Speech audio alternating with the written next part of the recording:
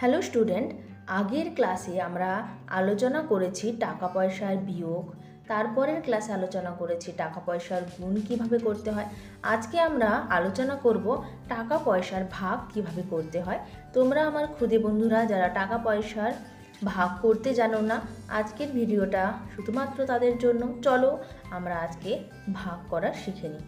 তাহলে এখানে আমি প্রথমে দিয়েছি 21 টাকা 7 পয়সাকে কত দিয়ে ভাগ করতে দিয়েছি? 7 দিয়ে। আমরা দেখি আমরা অঙ্কটা করতে পারি কিনা। 7 দিয়ে ভাগ করব, 7-এর নামটা ডাকলে কত? 21 হয়। যেহেতু 2 তো আছে, 2 যেহেতু 7-এর থেকে ছোট, তাই জন্য পরপর দুটো সংখ্যা নিতে হয়। যেমন 21 নিলাম, তাই জন্য 7-এর নামটায় 21 আসে নাকি আমরা গণি। 7 দিয়ে একে 7, 7 দুগুণে 14, 7 তিনে 21। যেহেতু আমাদের চলে এলো 21, তাই জন্য আমরা এখানে লিখে নিলাম। তাহলে 21, কিন্তু কি হলো? 21 মিলে গেল তো শূন্য হয়ে গেল। তাহলে এখানে মিলে গেল, শূন্য হয়ে গেল। আমরা এখানে শূন্যটা লিখতেও পারি, নাও লিখতে পারি। তাহলে এই টাকাটার জায়গায় কি হলো? শূন্য। 7 ছিল আমাদের, 7টা আমাদের নেমে গেল। তখন আমরা 7-এর কী করবো? 21 তো এখানে চলে এসেছে, তাই জন্য এখানে টাকাটা লিখে দিলাম 7 একে 7। তাহলে এখানেও শূন্য হয়ে গেল। তাহলে আমাদের কি হলো? যে 7 তিনে 21, 7 একে 7, আমাদের অঙ্ক হয়ে গেল 3 টাকা 1 পয়সা। পরের অঙ্কটা দেখি। এই অঙ্কটা একটু মন দিয়ে দেখবে, একটু মনোযোগ সহকারে না দেখলে কিন্তু এটা বুঝতে পারবে না। যেমন আমরা এখানে আমাদের অঙ্কে আছে 83 টাকা 24 পয়সাকে 4 দিয়ে ভাগ করতে বলেছে। 4 দিয়ে ভাগ করতেছি আমরা। প্রথমে 8কে ভাগ করব, যেহেতু 4-এর থেকে বড়, তাই জন্য একটাই সংখ্যা নেব। 4 দুগুণে 8 হলো। ঠিক তেমন এখানে মিলে গেলে বিয়োগ করলে কি হবে? শূন্য। বাঁদিকে লিখতে নেই, তাই আমি লিখছি না। কি করব? 3 ছিল, নামিয়ে দিলাম। কিন্তু 4-এর নামটাই তো 3 আসবে না, যেহেতু আরেকটা সংখ্যা দরকার, তার কারণে 3 4-এর থেকে ছোট।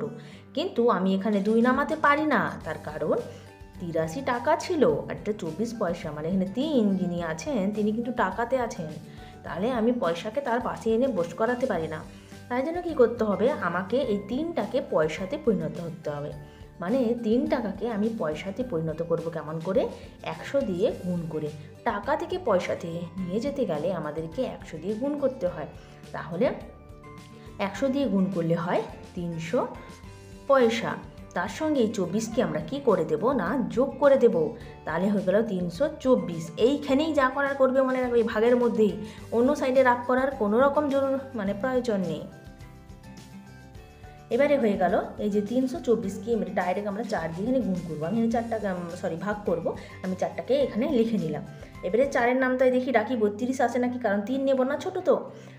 4 দুগুণে 8, 4 তিনে 12, 4 4-এ 16, 4 5-এ 20, 4 6-এ 24, 4 7-এ 28, 4 8-এ 32। তাহলে এসছে, তাই তো? 4 8-এ 32 হলো।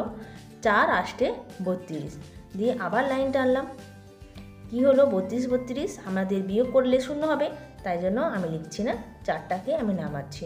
তাহলে আমরা 4 একে 4 হয়ে গেল। তাহলে এখানে কি হলো? শূন্য। তাহলে আমাদের উত্তর কি হয়ে যাবে? আমাদের উত্তর কি হবে? না,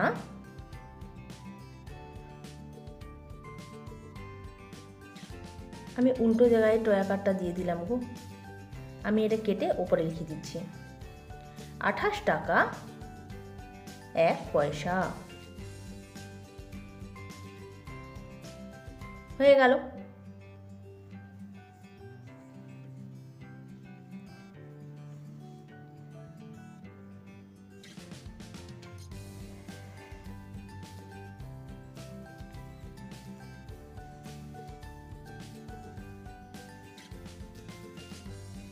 পরবর্তী অঙ্কটা আমরা দেখব 5 দিয়ে।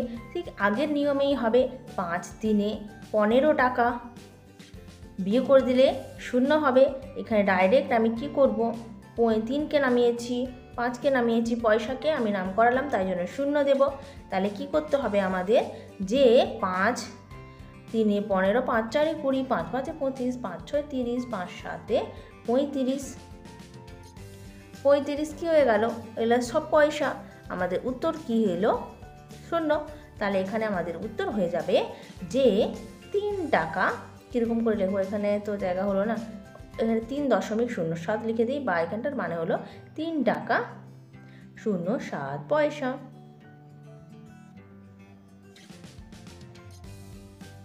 ঠিক পরের অঙ্কটা যখন আমরা দেখব সেরকমই হবে যে 6 দিয়ে 6 7 42 টাকা। আর কেউ নেই এখানে, 18 আছে, পুরোপুরি নাম করে দিয়েছি শূন্য দিয়ে। তারপরে আবার 6 3 18 বুঝে গেল। তাহলে আমাদের হলো 7 টাকা 03 পয়সা।